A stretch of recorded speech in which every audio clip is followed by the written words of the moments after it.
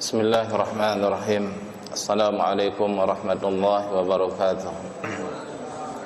Alhamdulillahi hamdan wa syukru lahu tawaliyan wa tathra. Ashhadu an la ilaha illallah wahdahu la syarika lah wa ashhadu anna Muhammadan abduhu wa rasuluhu la nabiyya ba'dah. Ikhwati fillah, a'azani Allah wa iyyakum, jamaah pengajian yang diberkahi Allah Subhanahu wa taala. Semoga dengan hadir dan duduknya kita di sini diberkahi dan diganjar dengan kebaikan oleh Allah Subhanahu wa taala. Masih berkenaan dengan zikir-zikir di dua waktu, di pagi hari dan di sore hari. Kita sudah mengambil 3 zikir para jamaah, yaitu Bismillahilladzi la yadurru ma'asmihi syai'un fil ardi wa la fis sama'i wa huwas sami'ul alim. 3 kali. Jadi Nabi mengajarkan kita, apa kata Nabi? Tidaklah seorang hamba mengatakan di pagi hari dan di sore hari setiap harinya, Bismillahilladzi la yadurru ma'asmihi syai'un fil ardi wa la fis sama'i wa huwas sami'ul alim. 3 kali para jamaah sekalian, lam yadurruhu syai'un. Tidak ada yang menimpakan kemudaratan kepadanya. Kemudian yang kedua, di sore hari dibaca 3 kali juga, a'udzu bikalimatillahi tammat min syarri ma khalaq. Lam yadurruhu humatun tilkal lailah. Dia tidak akan ditimpakan pada malam harinya sengatan hewan berbisa ataupun hewan-hewan yang lain yang berbahaya para jamaah sekalian. Kemudian juga disunahkan membaca Qul huwallahu ahad, kemudian Qul a'udzu birabbil falaq, Qul a'udzu birabbin nas 3 kali. Dan kita akan dicukupkan oleh Allah Subhanahu wa taala. Ini sepintas 3 wirid yang diajarkan oleh Nabi sallallahu alaihi wasallam. Insyaallah taala kita akan lanjutkan zikir berikut ini. Telah sahih dalam Sahih Bukhari para jamaah sekalian, dari hadis Shaddad ibni Aus radhiyallahu anhu dari Nabi sallallahu alaihi wasallam, beliau bersabda, sayyidul istighfari an yaqula, penghulunya istighfar, pemuka ataupun pemimpin istighfar itu, seseorang mengatakan, Allahumma anta rabbi, ya Allah, anta rabbi, engkau adalah Rabbku, la ilaha illa anta, tidak ada ilah yang hak kecuali engkau, khalaqtani, engkau menciptakanku, wa ana abduka, aku ini adalah hambamu, wa ana ala ahdika wa wa'dika mastata'tu, aku berada di atas perjanjian denganmu dan janjimu sesuai dengan kemampuanku. Nanti kita jelaskan. A'udzubika min syarri ma sana'tu, aku berlindung darimu dari segala jeleknya perbuatan diriku. Abu'u laka bi ni'matika alayya, aku mengakui nikmatmu kepada diriku. Wa abu'u laka bi dzambi faghfirli, aku juga mengakui dosa-dosaku ya Allah, maka ampunilah aku. Fa innahu la yaghfirudz dzunuba illa anta, karena sesungguhnya tidak ada yang bisa mengampuni dosa-dosa kecuali engkau. Man qalaha minan nahari muqinan biha, barang siapa yang mengatakan doa ini, zikir ini para jamaah sekalian, di siang hari dalam keadaan meyakininya. Famata min yaumihi qabla an yumsiya fahuwa min ahlil jannah. Kemudian ia ditakdirkan meninggal pada hari itu sebelum datangnya waktu sore, maka dia termasuk penduduk surga. Wa man qalaha minal laili wa huwa muqinun biha. Barang siapa yang mengatakannya di malam hari ataupun di sore harinya dalam keadaan ia meyakininya, famata qabla an yusbiha, kemudian dia meninggal sebelum tibanya pagi hari ataupun sebelum tibanya subuh, fahuwa min ahlil jannah, dia termasuk penghuni surga.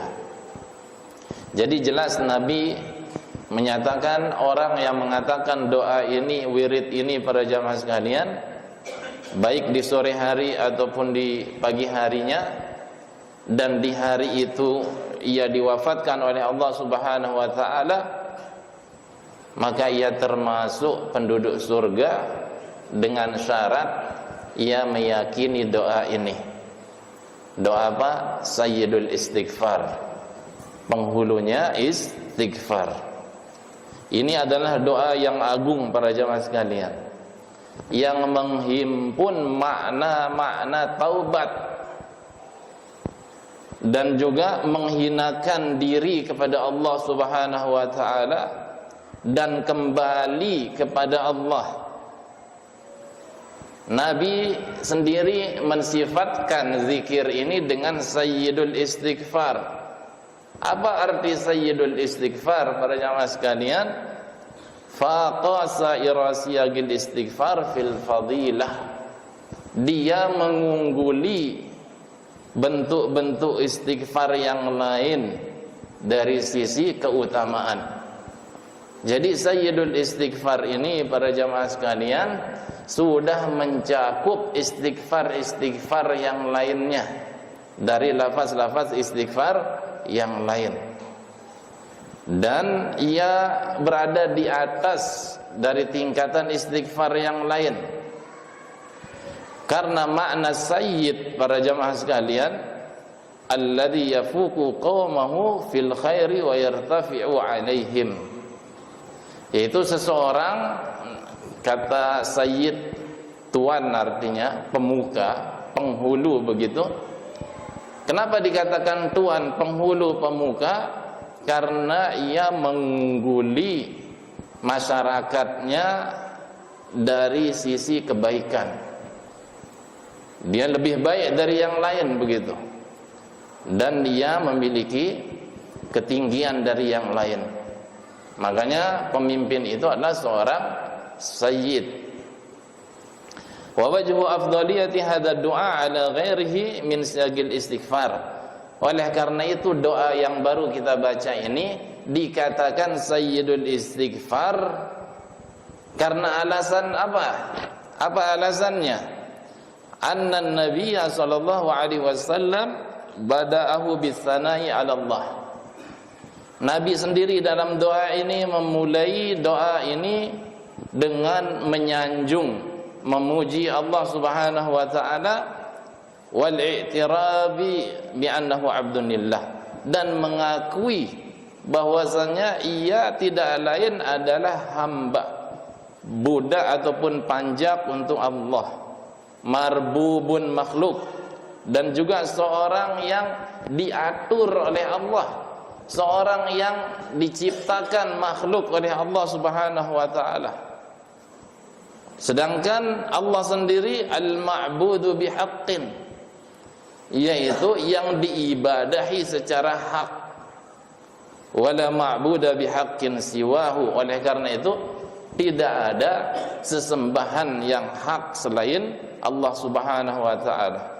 Wa annahu muqimun 'alal wa'di, sabitun 'alal ahdi minal imani bihi wa bi kitabihi wa bi sa'iri anbiya'ihi wa rusulihi. Maka orang ini yang melafazkan sayyidul istighfar ini, dia menegakkan janji dirinya dengan Allah, dan ia tegar di atas perjanjian ini dalam berbagai hal ataupun perkara ataupun bentuk para jamaah sekalian. Dari sisi keimanan, dengan mengimani kitab Allah Subhanahu wa taala itu sebuah janji juga. Kemudian mengimani seluruh para nabi dan rasul. Wa annahu muqimun ala dzalika bihasabi tawqihi wastita'atihi. Tentu saja seseorang menegakkan janji dirinya ini kepada Allah dengan keimanannya sesuai dengan kemampuan dirinya sendiri. Summa ista'adza bihi subhanahu min syarri kulli ma sana min al-taqsiri fil qiyam bima yajibu alaihi min syukri al-in'am.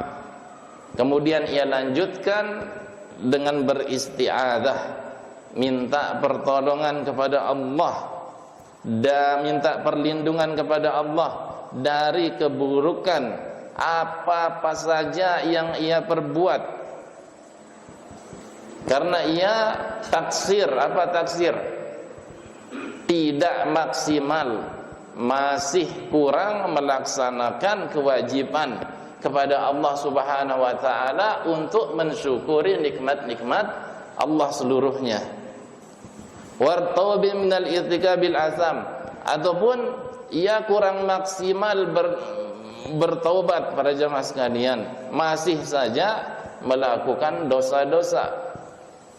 Summa aqarra bi taradu fi ni'amihi subhanahu wa ta'ala atahu wa minanihi. Kemudian dalam Sayyidul Istighfar ini para jamaah sekalian, dia mengakui begitu derasnya nikmat-nikmat Allah dan begitu mengalirnya pemberian-pemberian dari Allah Subhanahu wa taala. Ia akui itu semuanya. Wa'tarafa bima yusibu minadz-dzunub wal ma'asi. Sebaliknya, ia juga mengakui maksiat-maksiat dan dosa-dosa yang menimpa dirinya. Summa sa'adahu subhanahu al-maghfirah. Kemudian ia tidak lupa meminta kepada Allah Subhanahu wa taala maghfirah min dzalika kullih, dari itu semua dosa dan maksiat.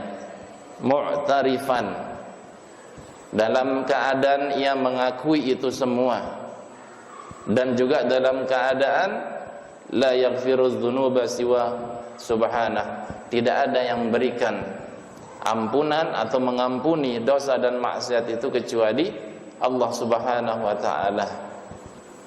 Dari sini kita ambil kesimpulan para jamaah sekalian, dikatakan Sayyidul Istighfar karena ini adalah minta ampun yang terlengkap.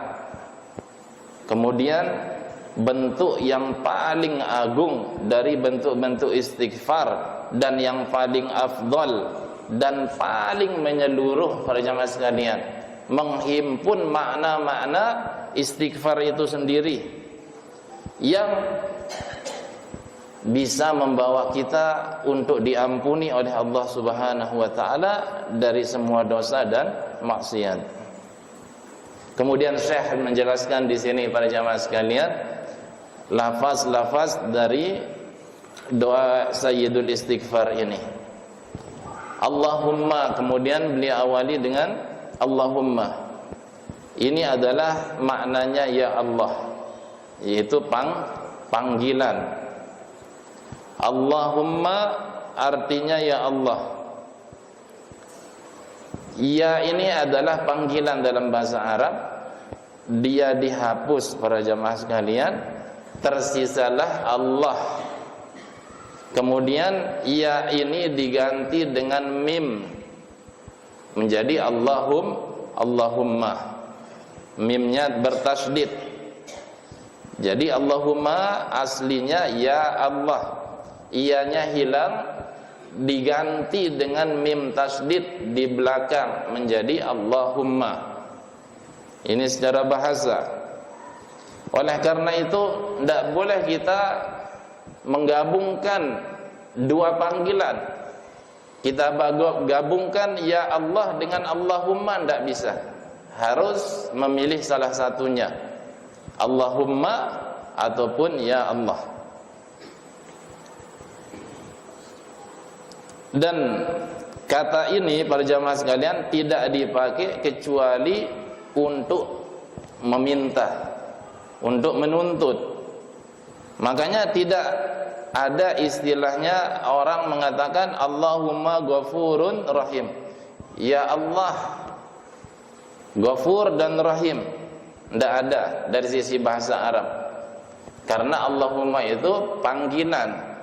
Yang namanya orang memanggil yang endeng, meminta para jamaah sekalian. Oleh karena itu, kalau kita ingin diampuni oleh Allah dengan memakai lafaz panggilan ini, Allahumma ghfirli warhamni, kita pakai dengan kata-kata ya Allah ighfirli warhamni, ampunilah aku dan kasihilah aku. Begitu seterusnya. Jadi Allahumma adalah sebuah permintaan. Maka kita minta, ya Allah ampunilah aku, ya Allah kasihanilah aku, ya Allah urzuqni, berikanlah aku rizki, begitu seterusnya. Kemudian lafaz berikutnya anta rabbi la ilaha illa anta khalaqtani wa ana abduk. Engkau adalah Rabbku, la ilaha illa anta, tiada ilah yang hak untuk diibadahi kecuali dirimu wahai Allah. Khalaqtani, engkau menciptakanku, wa ana abduka, aku adalah hambamu. Makna lafaz ini para jamaah sekalian sebuah tazallul wa khudu', menghinakan diri dan merendahkan diri. Tazallul dan khudu', dua istilah dalam bahasa Arab. Tazallul menghinakan diri, merendahkan diri, tapi ada sedikit perlawanan, penyangkalan. Berbeda dengan khudu'. Khudu' itu menerima, merendahkan diri, menghinakan diri tanpa perlawanan. Tetapi para ulama memakai dua-duanya, tidak jadi masalah. Kemudian dalam lafaz ini yaitu anta rabbi la ilaha illa anta khalaqtani wa ana abduka, para jamaah sekalian, ada bentuk inkisarun baina yadayillah. Inkisar artinya sangat-sangat menyesal. Penyesalan yang paling dalam dari lubuk hati, itu nama inkisar. Wa imanun bi wahdaniyatihi subhanahu wa ta'ala fi rububiyatihi wa uluhiyah. Dari lafaz ini juga ada keimanan tentang keesaan Allah dari sisi rububiyah Allah dan uluhiyah Allah. Enaknya membedakan rububiyah dan uluhiyah itu para jamaah sekalian. Rububiyah itu perbuatan Allah, dari menciptakan, mengatur, kemudian dia sebagai raja, memiliki kerajaan atau al-mulk. Yang namanya raja mengatur. Pertanyaannya, makhluk ada juga dijadikan raja? Jawabannya, kerajaan makhluk ataupun manusia sifatnya nisbi, relatif para jamaah sekalian. Bisa saja dia disebut raja, tetapi dia mengatur sebatas di kerajaannya, sebatas kemampuannya juga. Memang dia dikatakan raja, tetapi terbatas, sifatnya nisbi ataupun relatif. Berbeda dengan raja, yaitu Allah Al-Malik ataupun Al-Malik. Tidak ada yang bisa mengatur Allah Subhanahu wa ta'ala. Makanya Allah adalah Malikul Amlak, raja di raja. Tidak ada raja setelah Allah Subhanahu wa ta'ala, tidak ada. Makanya dilarang kita memakai gelar ataupun laqab Malikul Amlak, yaitu raja di raja. Kemudian uluhiyah itu adalah sifat ketuhanan para jamaah sekalian. Yang namanya Tuhan, nanti dari kata ini ada nama lafaz Allah yang sudah kita bahas pada pekan yang lalu, yaitu nama Allah sendiri. Karena di situ ada terselip sifat ketuhanan. Yang namanya Tuhan sangat-sangat perkasa, sangat-sangat sempurna. Tidak ada celah dan kurang pada diri yang namanya Tuhan. Oleh karena itu, makhluk yang menganggap dirinya Tuhan tidak pernah dia mengatakan dirinya Allah, tidak ada. Paling banter dia mengatakan Rabb, seperti Fir'aun. Fir'aun mengatakan ana rabbukumul a'la, aku ini adalah Rabbmu yang tertinggi. Karena di lafaz Allah ataupun uluhiyah ini ada semua sifat terkumpul dari sifat-sifat ketuhanan. Berbeda dengan Rabb. Rabb ini ada sifat tersendiri yang itu adalah perbuatan Allah dari sisi pengaturan dan penciptaan. Jadi Allah ini sifatnya uluhiyah dan dia lebih atas dari sisi makna, lebih sempurna. Jadi puncaknya lah begitu Allah, sifat uluhiyah, kemudian di bawahnya ada Rabb. Tetapi yang kita bicarakan para jamaah sekalian, zat yang satu, eksistensi, nama orang eksistensi ya, ataupun oknum kata orang, tapi lafaz-lafaz ini adalah lafaz kalam ya, ahlul kalam, yaitu Allah. Jadi Allah itu punya 99 nama termaktub. Itu pun tidak terbatas 99 nama, tidak mengartikan Allah ini berbilang menjadi 99. Allah tetap satu para jamaah sekalian, tidak berbilang. Tetapi dia memiliki nama dan sifat-sifat yang banyak. Kemudian dari lafaz ini disebutkan anta rabbi ay laisa li rabbun wala khaliqun siwak. Maknanya adalah engkau adalah Rabbku, tidak ada aku memiliki Rabb dan pencipta selain dirimu wahai Allah. War rabbu wa al malik, tadi kita jelaskan, dan Rabb adalah dia raja.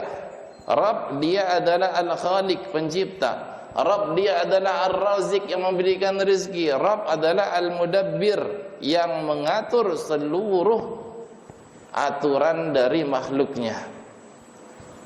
Ini kita ucapkan adalah sebuah bentuk ikrar ataupun penetapan tentang esanya Allah dari sisi rububiyah ini. Makanya siapapun dia, seingkar-ingkar dia akan tetap mengakui bahwasanya dia bukan pencipta para jamaah sekalian. Wajahadu biha wastayqanat amsuhum zulman wa uluwah. Karena mereka mengingkari Rabb ini karena sebab merasa tinggi dan zalim.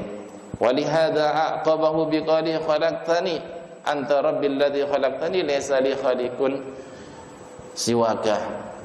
Jadi kata-kata anta rabbi itu disusul dengan ucapan khalaqtani, karena makna Rabb itu adalah yang menciptakan dari satu makna, dari sisi penciptaan. Maka kita mengakui Allah saja yang menciptakan kita, khalaqtani. Kemudian ada lafaz la ilaha illa anta, tidak ada ilah yang paling hak untuk diibadahi kecuali engkau. Makanya engkau satu-satunya al-mustahid lil ibadah. Engkau satu-satunya ya Allah yang paling berhak untuk sebuah ibadah. Ini adalah perwujudan untuk tauhid uluhiyah. Oleh karena itu kita susul dengan ucapan kita untuk mengakui ini para jamaah sekalian dengan lafaz kita ana abduka ya Allah, aku ini adalah hambamu. Jadi anta rabbi khalaqtani, engkau Rabbku ya Allah, engkau ciptakan aku. La ilaha illa anta ana abduk. Begitu. Kemudian lafaz berikutnya para jamaah sekalian, wa ana ala ahdika wa wa'dika mastata'tu. Aku berada di atas perjanjian denganmu, wa wa'adtuka minal imani bih, yaitu aku di atas perjanjian untuk beriman denganmu, wal qiyami bi ta'atik, dan menegakkan ketaatan kepadamu, wamtisali awamirik, dan melakukan ataupun mengerjakan perintah-perintahmu, mastata'tu, sesuai dengan kemampuanku. Fa innahu subhanahu la yukallifu nafsan illa wus'aha, karena Allah Subhanahu wa taala tidak membebankan seseorang melainkan dengan kemampuannya sendiri. Jadi kita ini para jamaah sekalian punya janji dengan Allah Subhanahu wa taala untuk beriman, tidak kafir, tidak ingkar. Kemudian dilanjutkan dengan lafaz a'udzubika min syarri ma sana'tu. Aku berlindung kepadamu wahai Allah dari keburukan yang aku lakukan. Apa maksudnya? Aku mengungsi kepadamu wahai Allah. Namanya orang mengungsi itu minta perlindungan. Karena kita menuju ke arah perlindungan itu karena kita tahu benar, disitulah kita akan aman, disitulah kita akan dilindungi. Begitu. Dari sisi ini bagaimana? Siapa yang kita mintai perlindungan? Allah Subhanahu wa taala. Oleh karena itu kita mengucapkan doa a'udzubika min syarri ma sana'tu. Karena yang menolak kejelekan, baik kejelekan diri kita ataupun dari selain kita, tidak lain adalah Allah Subhanahu wa taala. Makanya wa'tasimu bika min syarril ladzi sana'tu. Aku ini bertopang penuh. Aku ini, para jemaah sekalian, selalu kita ini membutuhkan Allah Subhanahu wa taala apapun yang kita perbuat. Terlebih lagi perbuatan-perbuatan yang sifatnya tidak baik. Dan juga perbuatan itu mengakibatkan kecelakaan untuk kita sendiri. Wa adami maghfiratihi, terutama perbuatan yang kita kerjakan ini mengakibatkan kita tidak diampuni dari perbuatan jelek kita. Ataupun setelah kita berbuat keburukan, kita minta tolong dari Allah Subhanahu wa taala agar tidak mengulanginya lagi. Min syarril af'ali wa qabihil a'mali wa radi'il khisal. Dari keburukan perbuatan, dari jeleknya tindak tanduk, ataupun dari buruk dan jeleknya tabiat para jamaah sekalian. Semuanya kita berlindung dari itu semuanya kepada Allah Subhanahu wa taala. Ini kata lafaz a'udzubika min syarri ma sana'tu, aku berlindung kepadamu wahai Allah dari jeleknya perbuatan diriku. Kemudian dilanjutkan abu'u laka bi ni'matika alayya, aku mengakui nikmat-nikmatmu wahai Allah terhadap diriku. A'tarifu bi'idhami in'amika alayya, aku mengakui besarnya nikmatmu wahai Allah kepadaku. Wa taradu fi fadlika wa ihsanika, aku mengakui juga derasnya fadilah dan kebaikanmu kepada diriku. Oleh karena itu mengharuskan adanya syukur para jamaah sekalian. Dan juga harus kita ini berlepas diri dari yang namanya mengingkari nikmat. Makanya kita selalu berdoa apa? Abu'u laka bi ni'matika alayya, aku mengakui segala nikmatmu terhadap diriku. Kemudian dilanjutkan abu'u bi dzambi, Aku juga mengakui dosa-dosaku. Aku mengakui itu semua, wahai Allah. Apa yang aku kerjakan dari dosa dan kesalahan, dari tidak maksimal menunaikan kewajiban-kewajiban ataupun melanggar larangan-larangan, itu semua adalah pengakuan dari diri kita dengan dosa dan kelalaian kita. Nah, kalau kita namanya mengakui, para jamaah sekalian, namanya orang ngaku, paling tidak akan tergerak hatinya untuk taubat dan kembali kepada Allah Subhanahu wa taala. Yang namanya orang tidak mau ngaku itu bagaimana, Pak? Akan semakin jauh. Yang namanya diri orang tidak ngaku berarti dia merasa benar. Tetapi kalau orang mengakui kesalahannya, dia akan kembali ke jalan yang benar. Makanya orang yang mengakui dosa-dosanya, para jamaah sekalian, dia akan tergerak hatinya untuk bertobat dari dosa-dosa itu sendiri. Tentu saja Allah Subhanahu wa taala akan menerima taubatnya. Kemudian dilanjutkan, faghfirli. Oleh karena itu ampunilah aku, wahai Allah, semua dosa-dosaku, karena rahmatmu begitu luas, ya Allah, dan maafmu begitu mulia, ya Allah. Tidak ada dosa yang besar kalau engkau menginginkan dosa tersebut diampuni. Dengan kata lain, Allah tidak memandang besar dan kecilnya dosa. Yang namanya dosa, kalau sudah Allah inginkan diampuni, para jamaah sekalian, tidak ada namanya dosa besar. Makanya kita harus banyak-banyak istighfar, karena Allah adalah Al-Ghafur Ar-Rahim. Allah adalah Maha Pengampun dan Maha Penyayang. Wala yaghfiru dzunuba illa anta. Makanya kita katakan tidak ada yang mengampuni dosa, wahai Allah, kecuali Engkau. Ini sesuai dengan firman Allah Subhanahu wa taala, walladzina idza fa'alu fahishatan aw zalamu anfusahum dzakarullaha fastaghfaru lidzunubihim wa may yaghfiru dzunuba illallah. Mereka yang melakukan fahisyah, perbuatan yang tidak bagus, yang jelek, ataupun mereka menzalimi diri-diri mereka sendiri, mereka ingat kepada Allah Subhanahu wa taala, mereka minta ampun karena dosa-dosa mereka, maka siapa yang mengampuni dosa kecuali Allah Subhanahu wa taala. Ini sesuai dengan ayat ini dari lafaz faghfirli.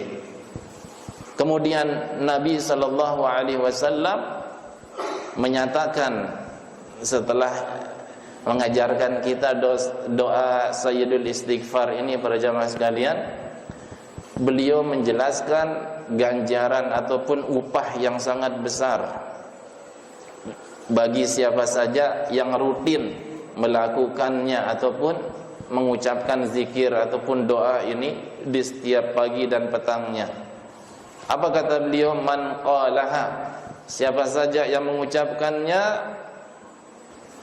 minan nahari mukinan biha, di siang hari ataupun di pagi hari, dalam keadaan ia yakin, mempercayai ini semuanya, liqauniha min kalamil ma'sum alladzi la yantiqu 'anil hawa.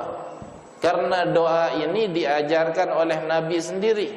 Tidak ada ucapan manusia yang paling maksum, yang terpercaya, kecuali ucapannya Nabi sallallahu alaihi wasallam, yang beliau tidaklah mengatakan sesuatu kecuali berdasarkan wahyu yang diwahyukan kepada beliau. Makanya kita harus yakini doa ini, para jamaah sekalian. Makanya Nabi mengatakan, famata min yaumihi qabla an yumsiya fahuwa min ahlil jannah. Barang siapa yang meninggal di hari itu, di siang itu, sebelum datangnya sore hari, dia termasuk penduduk surga. Wa man qalaha minal laili wa huwa muqinun biha famata qabla an yusbiha fa huwa min ahlil jannah.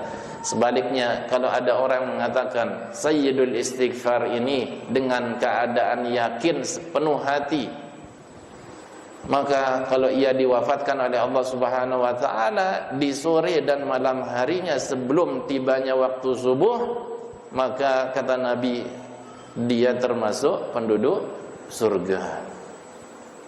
Ini tidak lain para jamaah sekalian, ganjaran untuk orang yang merutinkannya doa ini. Karena ini adalah sebuah janji yang mulia. Janjinya berasal dari siapa? Dari Nabi sendiri, dari Allah sendiri. Oleh karena itu Nabi mengajarkan kita sayyidul istighfar ini diucapkan di siang hari, kemudian di sore hari, semuanya ujung-ujungnya adalah mentauhidkan Allah Subhanahu wa taala dan meyakini ataupun mengakui bahwasanya kita ini adalah abid, yaitu budak ataupun hamba yang berkewajiban untuk beribadah kepada Allah Subhanahu wa taala, yang diberikan segala bentuk kenikmatan dan kita harus mengakuinya. Dan memang tidak ada yang kita nikmati saat ini para jamaah sekalian, semuanya berasal dari Allah Subhanahu wa taala. Dan juga yang paling penting di sini, mengakui tentang aib diri kita, kelalaian diri kita. Oleh karena itu kita meminta ampunan dan maaf dari Allah Subhanahu wa taala. Hal mana Allah Subhanahu wa taala namanya adalah Al-Ghaffar. Al-Ghaffar ini dari sisi bahasa Arab artinya sighah mubalaghah, yaitu bentuk yang lebih dari normalnya begitu. Berarti Allah banyak mengampuni. Iya jawabannya, karena nama Allah sendiri adalah Al-Ghaffar, yaitu banyak mengampuni tanpa ada akhirnya. Dengan syarat kita minta kepada Allah Subhanahu wa taala diiringi dengan rasa ketundukan, diiringi dengan rasa kehinaan dan penyesalan yang paling dalam. Inilah makna yang terkandung dari sayyidul istighfar ini. Oleh karena itu para jamaah sekalian, di antara ganjarannya ampunan dan maaf dari Allah, kita dibebaskan dari neraka dan kita dimasukkan ke dalam jinannya Allah, yaitu surganya Allah Subhanahu wa ta'ala. Saya kira cukup para jamaah sekalian kajian pada malam hari ini, karena kalau kita lanjutkan mungkin akan separuhnya nanti, jadi tidak maksimal. Insyaallah kita tutup dengan doa kafaratul majlis. Semoga ada manfaatnya untuk saya pribadi dan untuk jamaah semuanya. Subhanakallahumma wa bihamdik asyhadu an la ilaha illa anta astaghfiruka wa atubu ilaika. Wassalamualaikum warahmatullahi wabarakatuh.